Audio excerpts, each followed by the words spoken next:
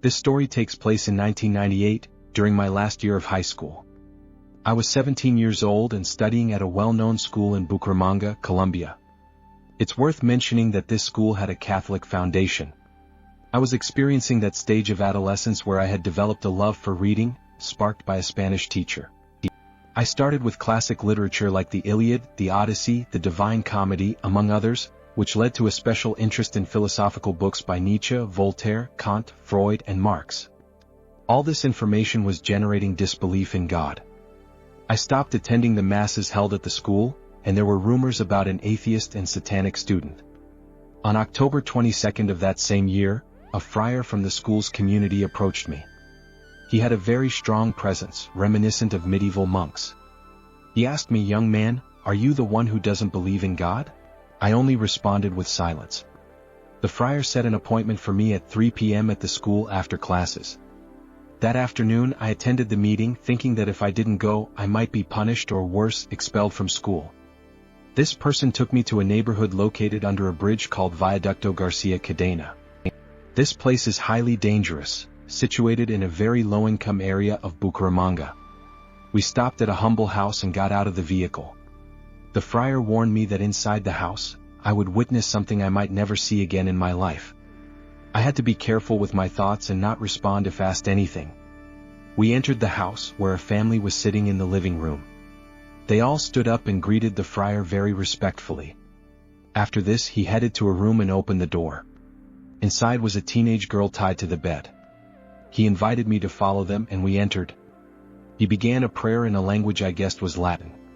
He took a vial of holy water from his bag and sprinkled it around the room, also splashing it on the girl. At that moment, she reacted with strong movements and they exchanged glances. A ritual began, reminiscent of scenes from movies. My mind couldn't believe what I was witnessing and feeling, as it was a sensation that ran through my entire body and was extremely unsettling.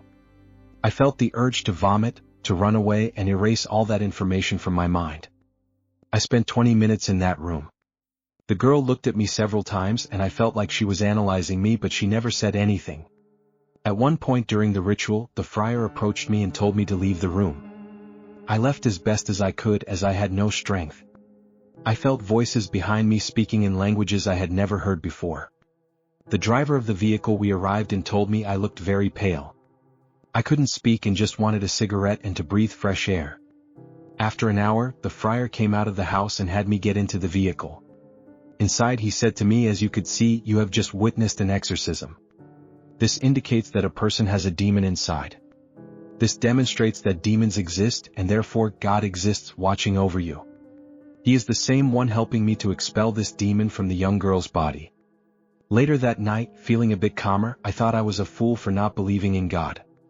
At that moment, I knelt and asked for forgiveness. Since that day I have never doubted. I haven't shared this story with many people. My wish is for many to hear it so that if they have doubts, they don't stop believing. Who knows, you might get quite a scare. He just laughed and laughed, so I suggested we leave it and play with a console instead. It was already midnight, and we decided to watch a movie. By 1 o'clock, I told them to leave because I wanted to sleep. They went to the other bed, turned off the lights and the TV. As they did this, a loud noise surprised us. Something or someone had fallen in the center of the house. The roof was made of sheet metal, so you can imagine the fright we got. I didn't pay much attention until it happened again, this time accompanied by a running sound from one end of the house to the other. That's when I wondered what was happening. It couldn't be a cat because I know how cats jump, and why would it run from one end to the other? I turned on the TV and my brother-in-law and I gathered together. We went out to the bathroom, which was inside the house and had no roof since we didn't use it often. When we stepped onto the toilet, we were surprised to find nothing. We went back inside, but once again we heard the noise, and this time it was terrifying, shaking the whole house. My sister was almost ready to run out. We quickly went out to see what was causing the noise, but again there was nothing. How could something disappear so quickly? You might say it jumped to the neighboring roof. I'd say, perhaps, but not from the center of the house and not running like that. We turned everything off and stayed in the house, and it happened again. We rushed out but found nothing. I decided to stay as calm as possible, though I was scared. But you can't allow fear because it attracts them more. We tried to sleep, but it continued all night. My sister and her husband couldn't take it and left around 4:30. When they left, I waited for something worse to happen, but to my surprise it stopped. Exhausted, I fell asleep quickly. By 9 in the morning my mother woke me up. She had my daughter and some posters by the fire, almost ready to burn my books, which I opposed. My sister had told her everything, and I received the scolding of my life. Even so, after this, I'm not a believer in these things, but it did make me more open to the phrase benefit of the doubt. My sister told me that when she got home, she heard whistling from some trees. She turned and caught a glimpse of a small, rather ugly creature peeking out. My house had always been a very peaceful place until one day my aunt found a peculiar doll that the daughter of the housekeeper really liked. It was a simple doll, but it had something unsettling about it. My aunt decided to give it to the girl, thinking it would make her happy. However, from the moment the doll entered the house, strange things began to happen. Doors would open and close on their own, and we would hear footsteps at night when no one was walking around. At first, we thought it was just our imagination, but the occurrences became more frequent and intense. One night, I woke up to the sound of soft whispers coming from the living room. I gathered the courage to investigate, and as I entered the room, I saw the doll sitting on the couch, its eyes seemingly following me. I felt a chill run down my spine and quickly left the room. The next day, I told my aunt about the strange events, and she decided to get rid of the doll. She took it far away and left it in a donation box. After that, the eerie occurrences stopped, and the house returned to its usual tranquility. We never spoke of the doll again, but the experience left us all with an unsettling feeling, reminding us that sometimes things are better left untouched. Before, I was a devoted follower of the Nina Blanca, also known as Santa Muerte. Everything was going normally, although 3 months ago something very strange happened to me.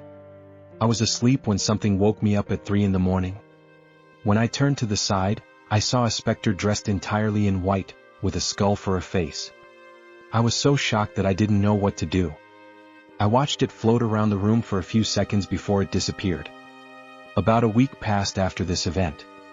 I came home from work feeling very tired, so I lay down for a while, but I was paralyzed by a dream that felt very real. In this dream, I saw a man being abused and then assigned to be abused again. The scenes upset me greatly, but no matter how hard I tried, I couldn't move. Eventually, I managed to react a little, but I kept seeing it without being able to wake up. When I turned to my left, I saw someone. At that moment, I woke up. She appeared more ethereal than ever. It was Death, dressed in a nun-like habit. She approached my window and slowly vanished. I don't know what all this means, but I know it can't be anything good.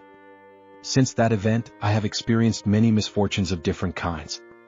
I forgot to mention that I had thrown away an amulet, and coincidentally, when my grandfather passed away last year, among his belongings was a silver death, which had been given to me 3 weeks prior. Having this amulet returned to me made me think there was something sinister about it. What else could it be? This story was shared by Eduardo Salazar Lopez. This happened when I was about 10 or 11 years old, around 2008. I was lying on the sofa in the room watching TV. Back then, the room had a door on each side. One led to the bathroom, another to my uncle's room, one to the kitchen, and the last was the front door of my house. It was around 12:30 at night when I started hearing someone trying to open the kitchen door very hurriedly. In the end, it opened completely on its own. There was no one there. I was petrified at that moment, but I gathered the courage to check what was happening, yet I couldn't figure it out. There was simply no one in that room. At that time, my mom had an altar for my grandmother who had passed away a year earlier. I came to think that it was probably my grandmother opening the door. I told my mom about this event, and she said that before I went to the kitchen. That was my grandmother's room, and being very old, she would open the door, as it was a task she didn't perform with much ease. What I told you happened for 3 consecutive days. It was already very late, and it was really strange that someone was outside trying to get in, especially since my house is very well secured. Shortly after, I began to hear laughter, but not normal laughter. When this happened, I started to scream and decided to move to another room. Everything felt very strange there. About 3 years passed, and then it was my siblings' turn to experience something. I am the youngest of 4, and one of my sisters told me that she saw a girl in the house. The same one who was floating in the backyard. but she said that the girl didn't do any harm, she just invited her to play. I asked her to describe what she looked like. She said she wore very worn-out clothes from the past, had a dark complexion and long hair. My other brother also mentioned that he had seen her, and in addition to that, he had also observed a very tall white shadow. This shadow would pass through the hallway at night, although it didn't happen all the time. One random night I thought I saw it. I was inside the house, more precisely in the kitchen, and I caught a glimpse of a very tall shadow, just as my brother had described. It surprised me so much that I was in shock as I felt like that thing was watching me. Since that moment, I haven't seen anything, but I've had the sensation that I'm always being watched.